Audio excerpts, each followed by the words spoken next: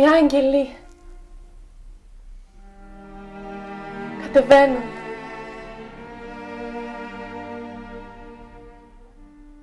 Είναι με λαμψί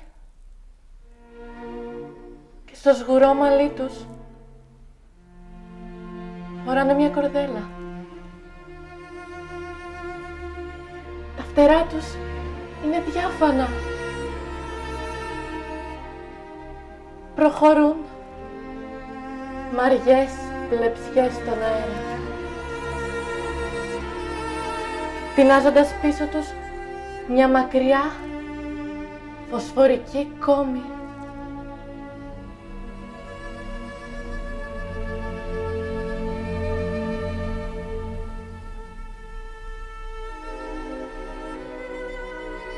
Μα αφού δεν υπάρχουν, σιωπή ανόητη, καμιά δωρεά δεν προσφέρεται.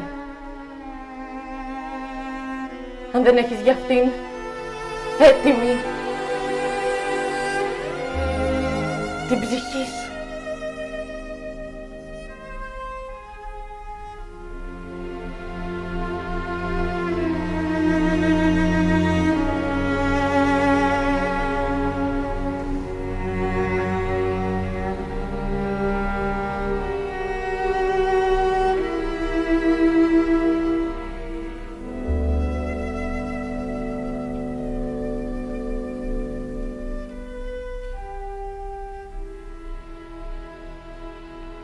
Τι να νιώσαν οι άνθρωποι όταν είπανε τον ουρανό, ουρανό, και τη θάλασσα, θάλασσα, να χύθηκε λίγο χρώμα γαλάζιο.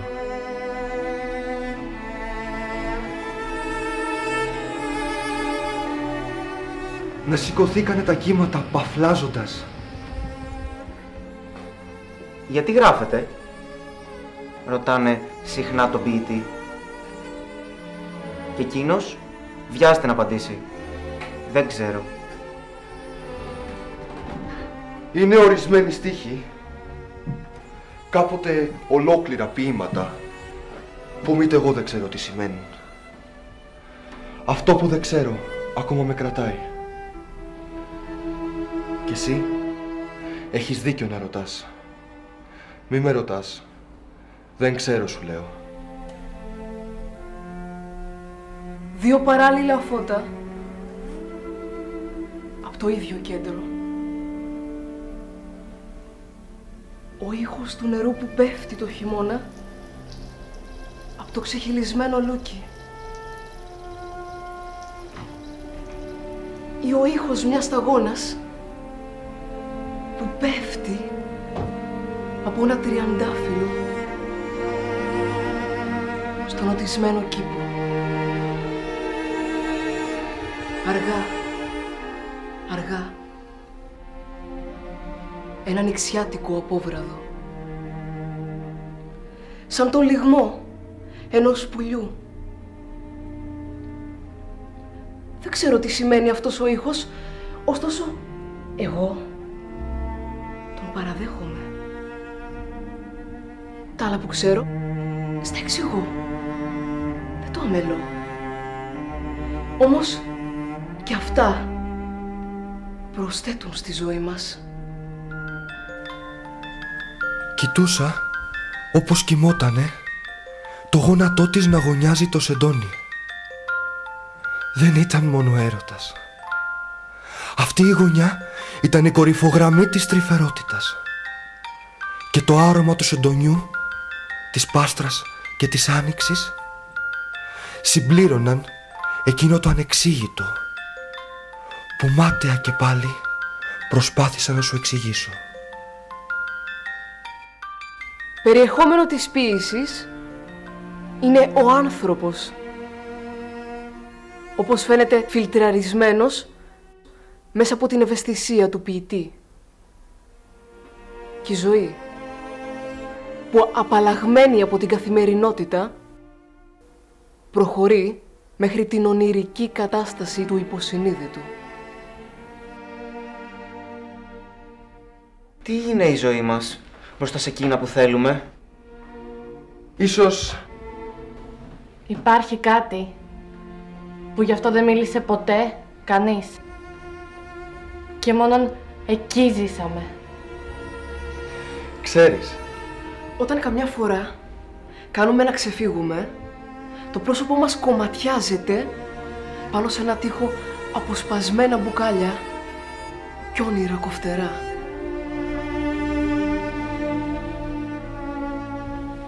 εδώ ξεκινάει η ποίηση.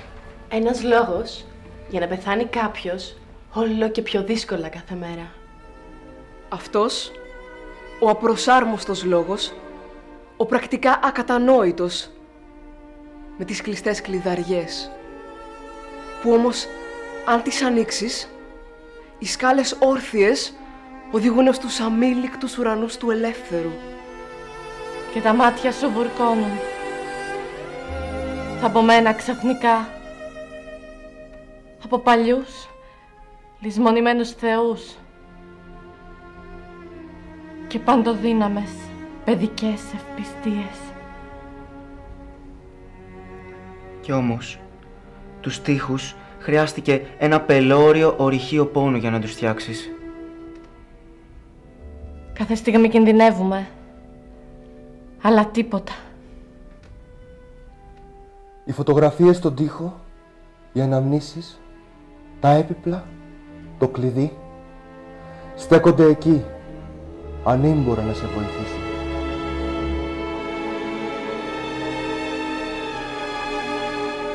Μόνον οι λέξεις, μόλις τελειώσει το ποίημα. Το ποίημα. Ένα κλειδί για την τρέλα. Το ποίημα είναι η νοσταλγία μας για κάτι το ακαθόριστο που ζήσαμε μες στο όνειρο.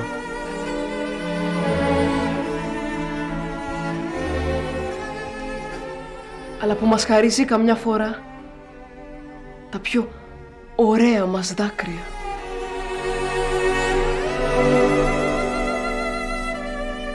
Φωλά που είναι τα μάτια σου. Φωλά. Θλιμμένα. Και πέφτει και το βράδυ. Και κυλά. Κοινόλασαν τα μάτια σου. Και σένα. Θολοί είναι οι δρόμοι. Τα στενά. Οι ανθρώποι που σκυφτοί διαβαίνουν. Φωλά και τα κλαδιά που είναι γυμνά και που σωπαίνουν. Φωλάνε μες στη λύπη που δεν λένε. Όλη στη χώρα η τούτη. Απ' άκρια σ' άκρια. Φωλά. Καθώς τα μάτια σου που κλαίνουν.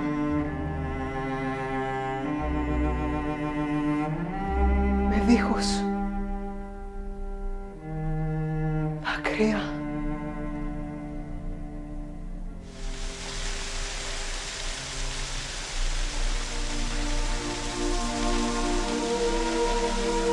Μεγάλα, σαρκοβόρα αισθήματα που δαγκώνουν την καρδιά κι ύστερα ρίχνουν στο χαρτί τις λέξεις. Όπου στέκομαι, όπου πάω, θα στο πω. Με το νου μου λέω, δεν σ' αγαπώ, σ' αγαπάω. Μέσα στο άο, μέσα στο άο, πότε να ουρλιάζει ένα σκυλί, πότε να στενάζει ένα φιλί, γρικάω. Κι όπου στέκομαι, όπου πάω, τραγουδάω τον ίδιο το σκοπό. Και να ρωτιέμαι, σ' αγαπώ, και αποκρίνομαι, όχι, σ' αγαπάω.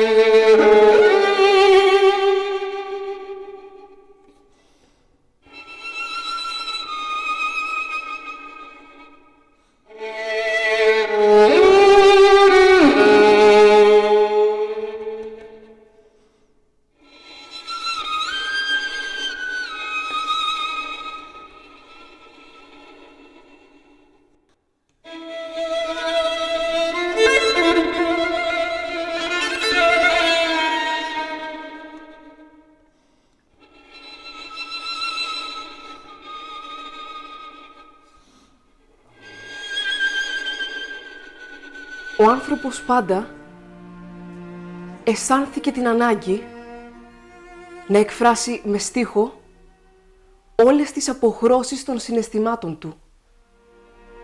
Από την έντονη χαρά ως την απελπισία. Είναι δύσκολο να ορίσουμε την ποίηση και δεν είναι δυνατό να βάλουμε κανόνες. Ας αφαιθούμε ελεύθεροι να βυθιστούμε στο ποίημα. Εκεί βρίσκεται ο άγνωστος εαυτός μας και ο ποιητής αστρέφει το ποίημα με τα ζωντανά στοιχεία που έχει μέσα του, με το δικό του χώμα και το βράχο.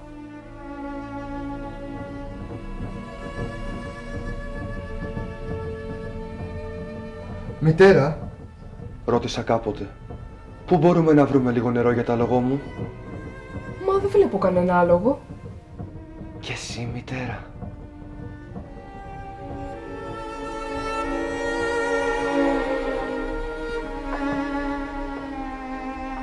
Φυσικά, μου στοίχησε αρκετή περιφρόνηση η ερώτηση για πράγματα που δεν βλέπαν οι άλλοι.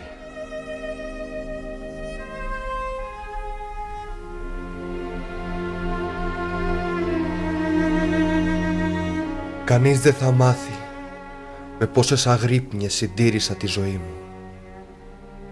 Και σκέφτηκα πως αυτό που μας μεγαλώνει είναι ίσως η ίδια η παιδικότητα που μας διώχνει για να μην τελικά εννοήσουμε. Εγώ στη μέση των χωραφιών, τόσο λυπημένος που θα μπορούσε να περάσει από μέσα μου ένα κοπάδι πουλιά. Σαν το τρελό που κλειδωμένο στο κελί του ζωγράφισε στον τοίχο μία πόρτα και έφυγε.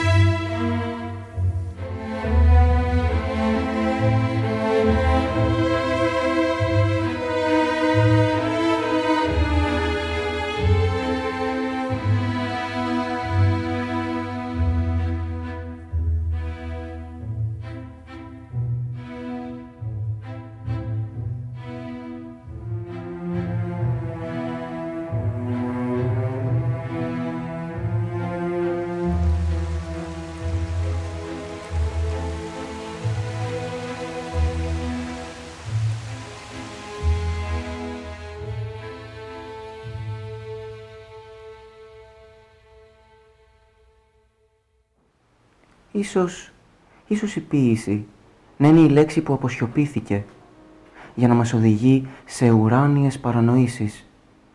Κι ίσως ολόκληρη η ποίηση να είναι η απάντηση που δεν ακούστηκε και τη συμπλήρωνε ο στεναγμός του αγέρα και η απαλή ερημιά του φεγγαριού.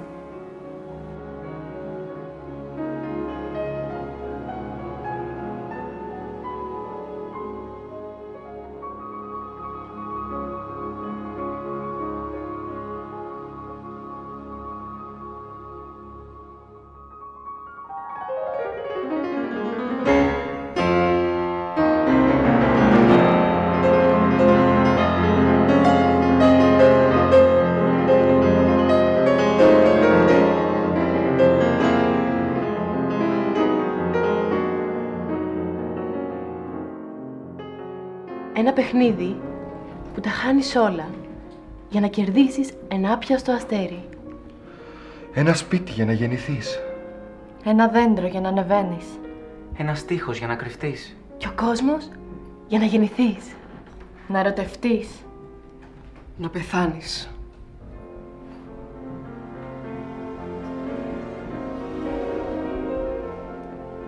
Ο άνθρωπος είναι σαν να έρχεται απ' αλλού. Γι' αυτό και ηχεί παράτονα, με ένα θυμητικό κατακερματισμένο, αλλά εφεκτικό στα θαύματα.